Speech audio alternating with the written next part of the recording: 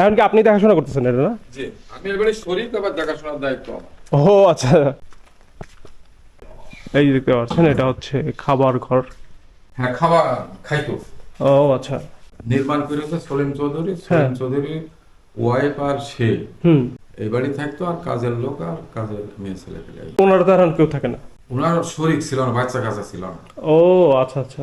ওনারা দুইজন। এর পরবর্তীতে কি এটা এরপর আপনারা পেয়েছেন এটা? না, এটাই লাগে সলিম চৌধুরী মরে যাওয়ার পরে কিছুদিন পর বিবি মারা যায়, জমিদারের নিয়ন্ত্রণে চলে যায়, আচ্ছা। ফাঁস হয়ে যায়। জমিদারের কাছে যে যতটুকু পেরেছে নিলামকৃত ভাবে কিনে বসবাস করছে, ও ভোগ আচ্ছা। দখল করছে। হুম হুম। তো এইটুকু আছে রাজেন সিং চিটাগাংয়ের একজন নিলামকৃত ভাবে লোকে কিনে বসবাস করতো।